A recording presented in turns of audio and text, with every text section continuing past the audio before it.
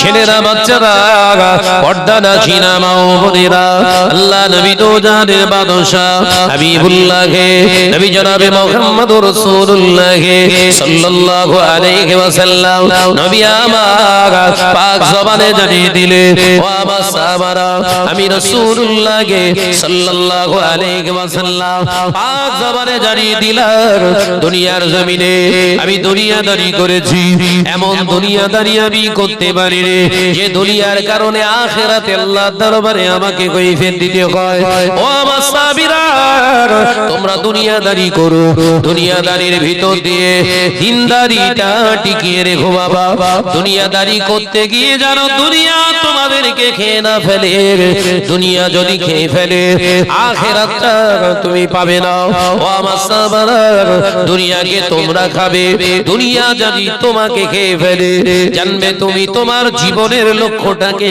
হারিয়ে ফেলেছো দুনিয়া দুনিয়া দুনিয়া করে পাগল হয়ে যাবে আমি রাসূলুল্লাহকে আখিরাতে আর পাবে না এই নওজওয়ানেরা যুবকেরা ছেলেরা বাচ্চারা হযরত উসমান ইবনে আফফান রাদিয়াল্লাহু তাআলা আনহু বিরাট অর্থওয়ালা ধন সম্পদওয়ালা ছিলেন হযরত উসমান ইবনে আফফান আমার নবী পাকের জামাতা ছিলেন দুইটি কন্যাকে তিনি বিবাহ করেছিলেন সেই জন্য তাকে যুন্নুরাইন বলা হতো ও নওজওয়ানেরা মুরব্বিয়ানগণেরা হযরত উসমান রাদিয়াল্লাহু তাআলা আনহু এত ধন সম্পদের অধিকারী ছিলেন নাম তার উসমান ইবনে আফফান কুনিয়াত দেয়া হয়েছিল জ্ঞানী তার মানে ধনাঢ্য ব্যক্তি ও নওজওয়ানেরা বিশ্বের বড় একজন ঐতিহাসিক ক্যাথলিক ধর্মের বিশ্বাসী একজন খ্রিস্টান লেখক ঐতিহাসিক তিনি লিখছেন তার কিতাবে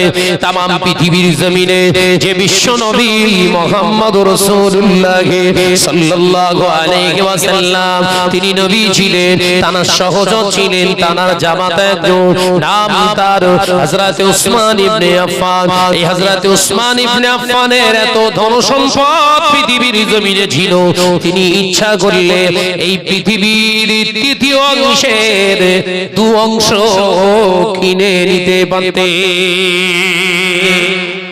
একবার জোরে বলেন এত ধন সম্পদ ছিল হযরত উসমানের একজন ক্যাথলিয়ান ধর্মের বিশ্বাসী ঐতিহাসিক লিখছে তার বইতে ইতিহাসের পাতায় দা প্রফেট মুহাম্মদ সাল্লাল্লাহু আলাইহি ওয়াসাল্লামের একজন সহচর ছিল জামাতাও ছিলেন তিনি উসমান ইবনে আফফান কুনিয়াত ছিল তার জ্ঞানী ধনাঢ্য ব্যক্তি হওয়ার কারণে এত ধন সম্পদের অধিকারী ছিলেন তিনি এই পৃথিবীর তৃতীয় অংশের দু অংশ তিনি অর্থাৎ 3 ভাগের 2 ভাগ তিনি কিনে নিতে পারতেন একবার জোরে বলুন সেই উসমান ভাত খেতেন এক জায়গায় তরকারি করে দু জায়গায় খেতেন না উসমানকে প্রশ্ন করা হয়েছিল দু জায়গায় খান না কেন হযরত উসমান জজ্জর করে কেঁদে বলেছিলেন নবী জীবনে কোনোদিন দু জায়গায় খায়নি তাই আমি উসমান আমার বিবেকে ধাক্কা খাই একবার জোরে বলুন জোরে বলেন আমাদের তো প্লেট সামনে আসলে ও মক্কম মার এই কথা ঠিক না বলতে পারে হ্যাঁ জায়েজ আছে অসুবিধা নেই খেতে পারেন কিন্তু খাবার মতো খেতে হবে উত্তা খাওয়া খেলে হবে না হুজুর খাওয়া খেতে হবে কথা বুঝাচ্ছেন না উত্তা খাওয়া খেলে হবে না হ্যাঁ কুকুরের মতো খান মুআল্লিমুন কালবুন ওই খেকি কুকুরের মতো না প্রশিক্ষণ প্রাপ্ত একজন কুকুরের মতো খাওয়া দাওয়া করুন চলাফেরা করুন তাহলে লা হিসাবা দাখালাল জান্নাহ বিনা হিসাবে নাজাত পেয়ে যাবেন জান্নাত পেয়ে যাবেন একবার জোরে বলুন জোরে বলে শিক্ষিত কুকুর হন জান্নাতি যদি হতে চান শিক্ষিত কুকুর হয়ে যান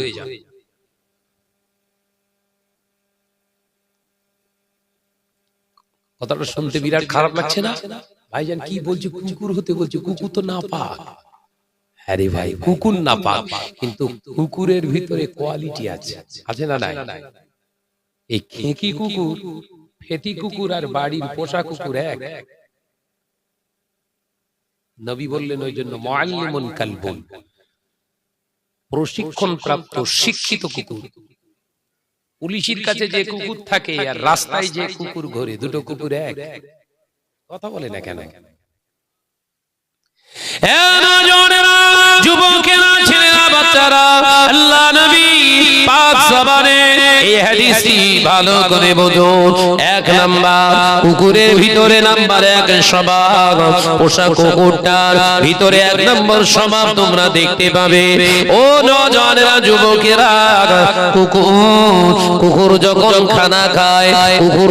খানা খায়, ওই পোষা কুকুরটার খানা খাওয়াটা আর ফেটি কুকুরের খানা খাওয়াটা এক নয়। পোষা কুকুরকে খানা দেবে, ওই খানাটা, খাবারটা ও খায় শুধু নয়, চেটে ফুটে খায়, এবং ওর খাবারের একটা মাপ আছে।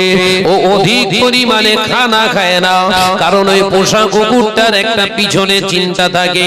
সেই চিন্তা হলো, এখন যদি আমি পেট ভর্তি করে খানা খাই, শত্রু আসলে তার পিছনে আমি দৌড়াতে পারবো না। কিন্তু খেকি কুকুরের খাবার দেন, ভাগাড়ে একটা গরু ফেলে দেন, জম্মের খাওয়া খেয়ে গলা পর্যন্ত পানিতে ডুবিয়ে চুপ করে বসে রয়েছে। খাবার মতো জম্মের খাওয়া খেলো, আর একদম পুরো গলা পর্যন্ত পানিতে ডুবে রয়েছে। তার মানে হজম হচ্ছে না, উসপাস উসপাস করে লাস্টে কিছু হচ্ছে না, ডুমুরির পাতা খাইটা চিবিয়ে খাচ্ছে, দুবলো ঘাস খাইটা চিড়ে খাচ্ছে। কথা বুঝতে পারছেন নাকি? তার মানে ওই পেয়েছে জন্মের খাওয়া খেয়েছে। খেকি কুকুর, বুঝতে পারছেন না? ব্যাস, কেন খাচ্ছে? ওই ডুমুর পাতা, দুবলো ঘাস যখন কুকুর বা বিড়াল ছিঁড়ে খাবে, জানবেন ওর পেটের গন্ডগোল হচ্ছে, ও বমি করবে। কথা বুঝতে পারছেন নাকি?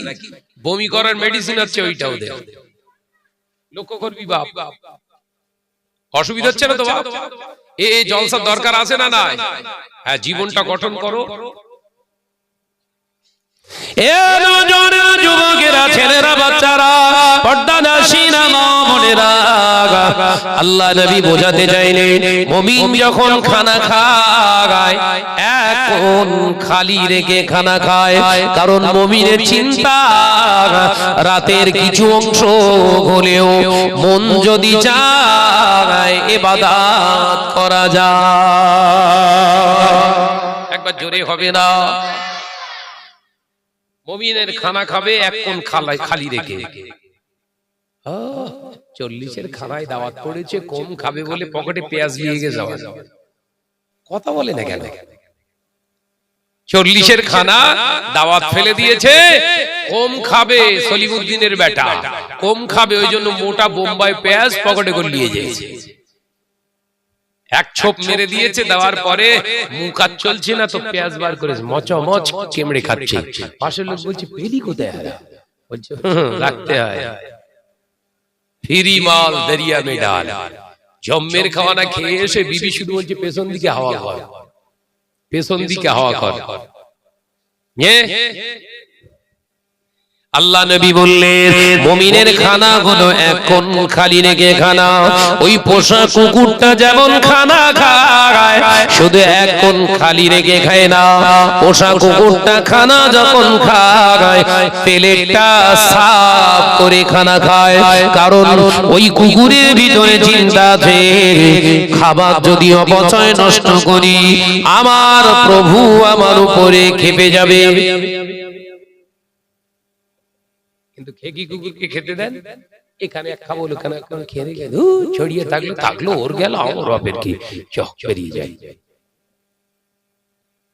আল্লাহ নবী পাক জবানে জানিয়েছে, অথচ আল্লাহ কোরআন পাকের ভিতরেও জানিয়ে দিলেন, ইন্নাল মুবাসসিরিনা কানু ইখওয়ানা শায়াতিন, নিশ্চয় যারা অপচয় নষ্ট করে, এরা মুমিন নয়, মৌলী সাহেব নয়, হাজী নয়, পীর সাহেব নয়, ওয়াইজিন নয়।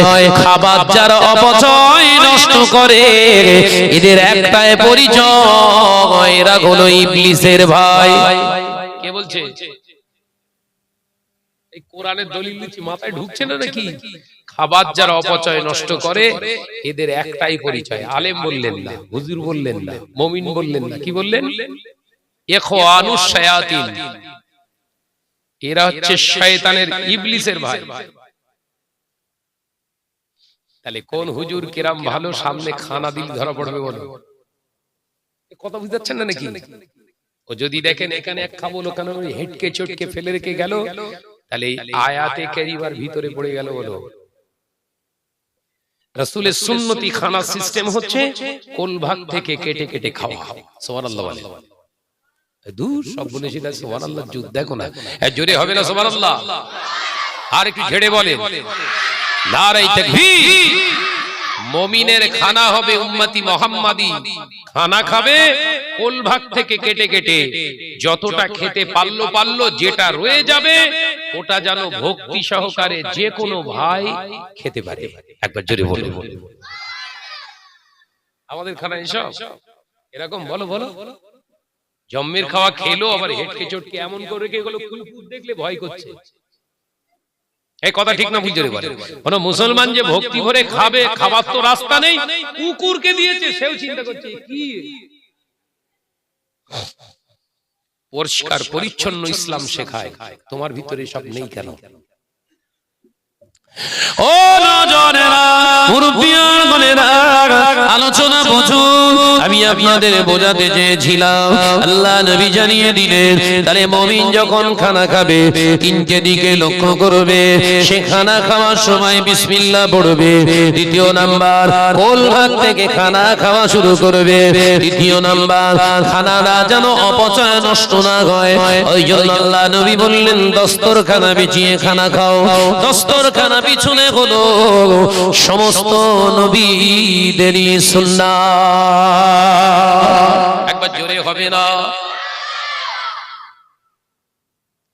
আর বাদামি রঙের কালারের দস্তরখানা বিছানো হচ্ছে মুসা নবীর সুন্নাহ। একবার জোরে বলো। মেহেন্দি কালারের দস্তরখানা বিছিয়ে খাওয়া হচ্ছে নবী মুসা আলাইহিস সালামের সুন্নাহ। সুবহানাল্লাহ বলে। দস্তরখানা এই জন্য পিছনে সুন্নাত আমার নবী জানায়।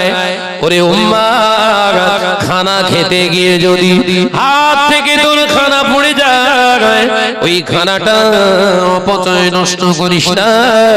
কালকে ময়দানের মাশারে তোর বিরুদ্ধে কেউ যদি প্রতিবাদ না জানায়, তোর এন্টি কেউ যদি নাও দাঁড়ায়, ওই যে খানাটা তুই ফেলে দিয়েছিস খাসনি, আল্লাহ এই খানার জবান খুলে দিয়ে তোর বিরুদ্ধে নালিশ জানাবে। আমি নবী তোর জন্য শাফাত করতে পারবো না। খাওয়ার অপচয় নষ্ট করা যাবে, তাই তো? বলো বলো বলো বলো। হোটেলে বসে বসে খাচ্ছি, সামনের সিটে চারটে ছেলে খাচ্ছে, বুঝতে পেরেছেন? আমার খাওয়া দেখে ওই ছেলেগুলো হাসছে। খাবার শেষে চাটা শুরু করে দিস তো, ওই ছেলে চারটে হাসতে চার বলছে হুজুরির কাজ দেখ। কারণ ওরা চিন্তা ভাবনা করছে জীবনে বোধহয় পায়নি। কথা বুঝতে পারছেন? ওদের হাসি দেখে আমি ওদেরকে বললাম, কি রে করছি, খাওয়া দেখে হাসছিস না? না ভাইজান না, সত্যি কথা বল, খাওয়া দেখে হাসছিস তাই তো? মনে করছি জীবনে খেতে পাইনি। এই দেখ করছি আল্লাহ শুকর, রাজা বাদশারা যা খায়, যা খেতে পায় না, আল্লাহ প্রতিদিন এই হুজুরদের সামনে আল্লাহ হাজির করায়। কথা ঠিক না ভুল জোরে বলে। হাসিস না, এই যে খাচ্ছি এটা হচ্ছে মানুষের খাওয়া, মুমিনের খাওয়া। আর তোরা খেয়েছিস দেখেছিস তো, শেয়াল কুকুর এরকম খায় না, বলতেই মাথায়। হ্যাঁ ভাইজান, ভুল হয়ে গেছে। ভুল নয়, ভুল আমার কাছে অন্যায় স্বীকার করিস নি। ওই যে খাবারগুলো নষ্ট করেছিস ওদের কাছে ক্ষমা চা, আর ওদের কাছে ক্ষমা চাইতে পারবি না। ওদের কাছে ক্ষমা চাওয়ার একটাই কাজ, ওদেরকে উঠিয়ে ধুইয়ে আবার খা। কথা বুঝতে পারছেন না?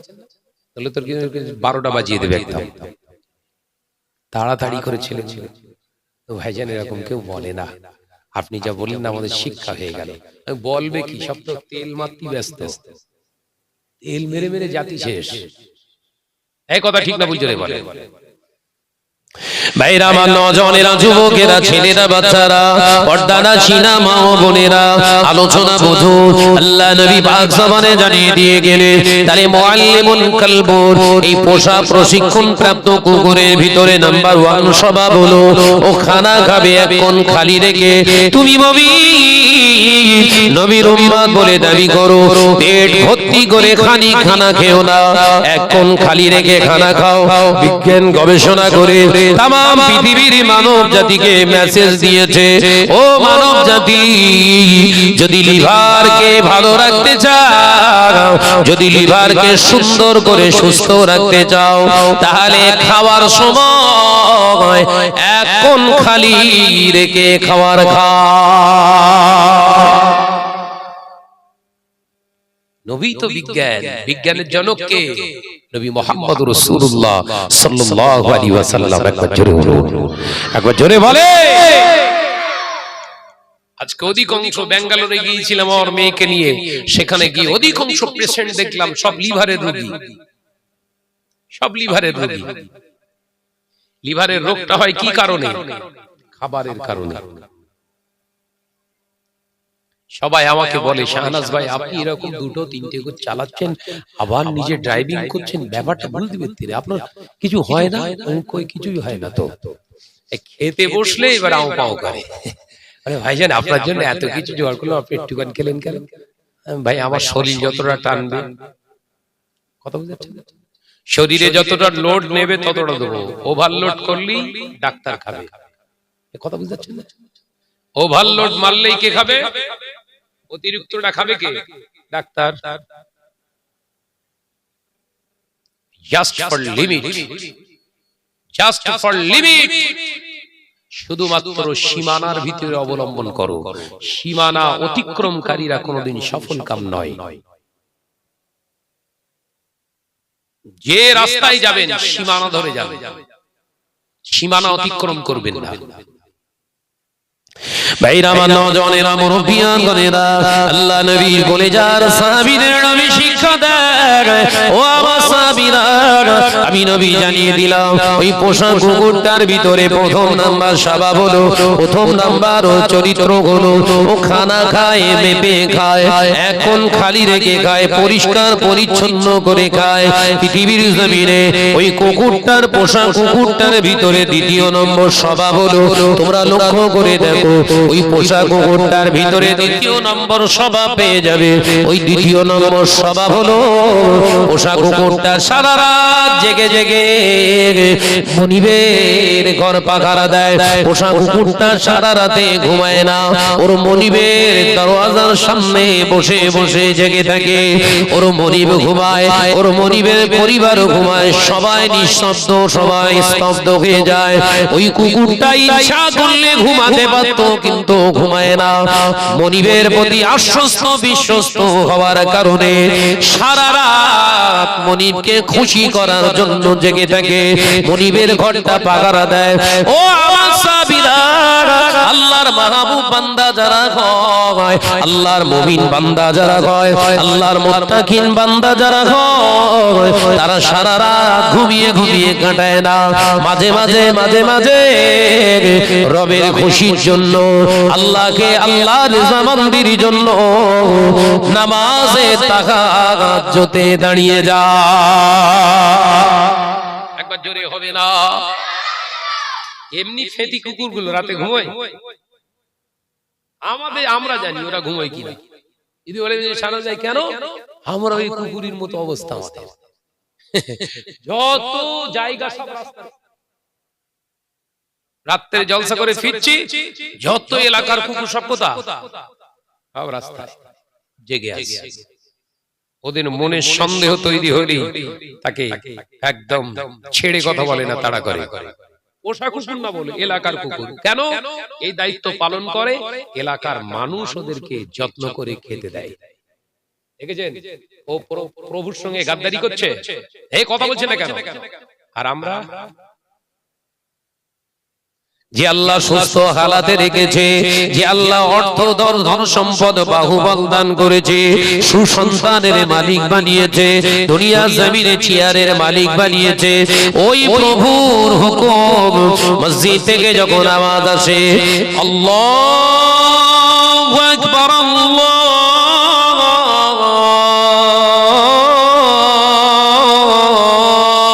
আকবার, বিন্দাস ঘুমোচ্ছে। কথা বলছেন না কেন? যে প্রভু খাওয়ালো, যে প্রভু আল্লাহ অক্সিজেন দিল বিনা খরচায়, যে প্রভু রিজিক দাতা, এত সুন্দর আলিশান ঘর দিল, সেই আল্লাহ তোকে মজ্জেনে জবান দিয়ে ডাকছে আল্লাহু আকবার আল্লাহু আকবার। আসসালাতু খায়রুম মিনান নাওম, ঘুমের থেকে আমার নামাজ উত্তম। কে বলছে? মজ্জেন। এই না নামাজ মজ্জেনের কথা বলেন না, চুপ করেছেন কেন? ওষুধ বেটে দেও বল একদম জোরে বলেন, এই মজ্জেনের নামাজ। ঘুমের থেকে নামাজ উত্তম না নামাজের থেকে ঘুম উত্তম? মজ্জেন কি বলছে? আসসালাতু খায়রুম মিনান নাওম, ঘুমের থেকে নামাজ হলো উত্তম। একবার জোরে বলুন। এই মজ্জেনটা জবান দিয়ে স্বয়ং আল্লাহ নিজে তোকে ডাকছে। একবার জোরে বলুন। হ্যাঁ জোরে বলে। হাইয়া আলাস সালাহ,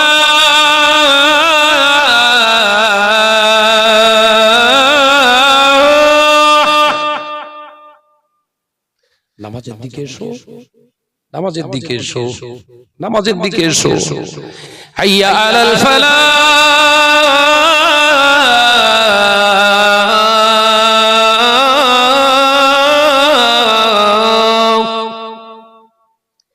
এর ভিতরেই তোর কামিয়াবি। একবার জোরে বলুন। জোরে বলছেন না?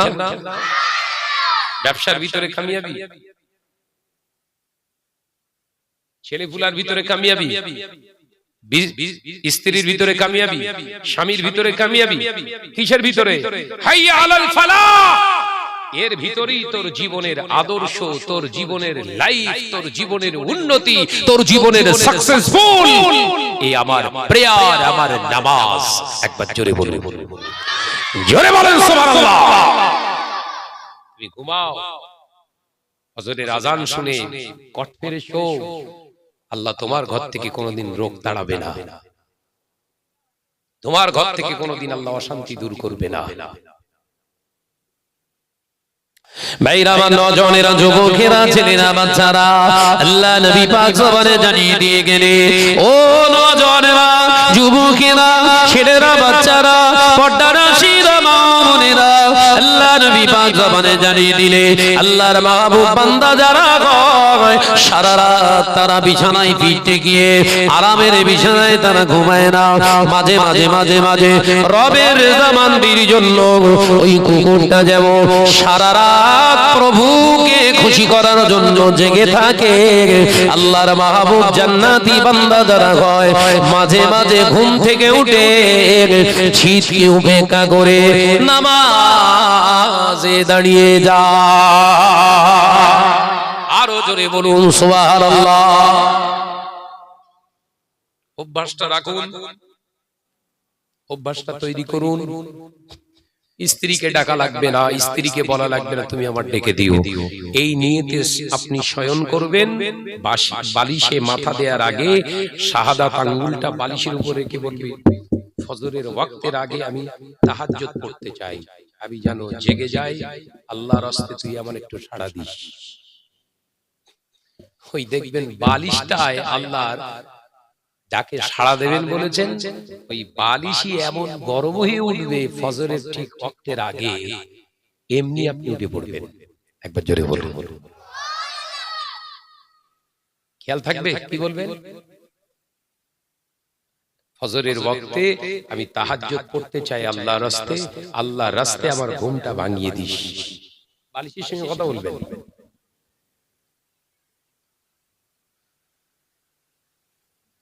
কথা বলা শিখতে হবে তো, নাকি কথা বলছেন না কেন? এইসব প্রসেসিং এর এসব ওয়াজ নসিহত আর নেই। যে যার মতো একটু গীত গেয়ে দিয়ে বেরিয়ে গেল। এই কথা ঠিক না ভুল জোরে বলে? গঠনমূলক আলোচনা আছে? নেই, সব শেষ। তাকবীর দেন তো, নারায়ে তাকবীর। আর ভাইরা বসতে পারছে না, হেদায়েতুল্লাহ ভাই, ভাইরা বসতে পারছে না, বসার জায়গা দেন। একটু মুহাম্মদ এসে দরুদ আল্লাহুম্মা